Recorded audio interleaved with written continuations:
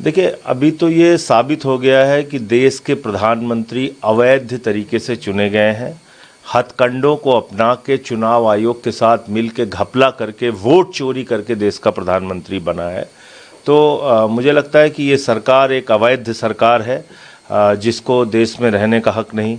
उसके बाद महाराष्ट्र हो, दिल्ली हो, दिल्ली में तो हमने बहुत बड़ा खुलासा किया था कि किस तरीके से चुनाव आयोग और भारतीय जनता पार्टी मिलके यहाँ पे गड़बड़ी और घोटाला कर रही है।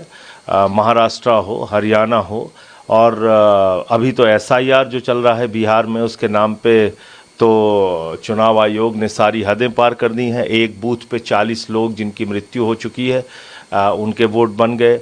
डोनाल्ड ट्रंप का बिहार में वोट बन गया। कुत्ते का निवास प्रमाण पत्र बन गया। जिसके श्राद्ध में केंद्रीय मंत्री गिरिराज सिंह जी गए थे, उनका वोट बन गया। बीएलओ जो है अपने हाथ से फॉर्म भर भर के लोगों के फॉर्म जमा कर रहे थे, इसके वीडियो सामने आए हैं। और बावजूद इसके चुनाव आयोग की बेशर्मी देखिए कि सुप्रीम कोर्ट के सामने वो जाके कह रहे हैं कि हम आपको कुछ नहीं बताएंगे और जिसका मन होगा हम वोट काटेंगे, जैसे हम चाहेंगे वैसे चुनाव कराएंगे। तो फिर मेरे ख्याल से तो अब लोकतंत्र का कोई मतलब बचा नहीं।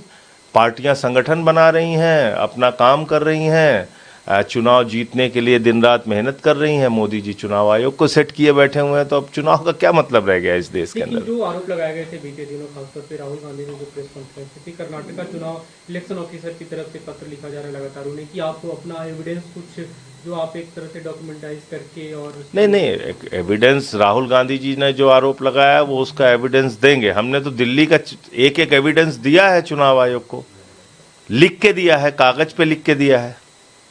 तो जब चुनाव आयोग खुद चोरी कर रहा है, और अब तो ये साबित हो गया ना कि चौकीदार ही वोट चोर है, तो देश का चौकीदार जब वोट चोर बन जाए तो फिर आप लोकतंत्र के, स्वस्थ लोकतंत्र की कल्पना कैसे कर सकते हैं। तो चुनाव आयोग इस सब मामले में शामिल है, वो कोई अलग नहीं है। आप लोग का प्रोटेस्ट है, आज पुलिस ने परमिशन नहीं दिया। पुलिस ने कहा है कि कोई हमसे परमिशन मांगी भी नहीं गई है चुनाव। नहीं, उनसे परमिशन क्यों मांगी जाएगी भाई? चुनाव आयोग, हम जा रहे हैं उनसे, उन्होंने जो घपला घोटाला किया है उसकी शिकायत करने के लिए, तो उसमें परमिशन की क्या ज़रूरत है। एक अंतिम सवाल, पाकिस्तान के आर्मी चीफ ने एक तरह से न्यूक्लियर वार की धमकी दी। उन्होंने कहा कि अगर भारत की तरफ से ऐसा कोई कदम उठाया जाता है तो हम आधे विश्व को डाउन कर सकते हैं। देखो, बड़बोलापन पाकिस्तान का एक चलन रहा है, तो उसका शिकार वहाँ का आर्मी चीफ भी है। लेकिन वो जो न्यूक्लियर वार की धमकी दे रहा है, उसके ऊपर हाथ किसका है? उसको लंच किसने कराया? मोदी जी के दोस्त ट्रंप ने। तो मैंने तो पार्लियामेंट में कहा था कि ये लोग आईएसआई से बात कर रहे थे।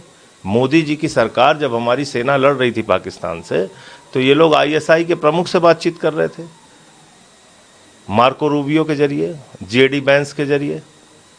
तो अब आप क्या कहेंगे? मोदी जी को सामने आके जवाब देना चाहिए। 56 इंच का उनका सीना है, अवतार है, भगवान है, वो कहाँ छिपे हुए हैं? पाकिस्तान जैसा देश आपको रोज़ धमकी दे रहा है, ट्रंप रोज़ आपको धमकी दे रहा है, आप जवाब नहीं दे रहे हैं, आप छुपे हुए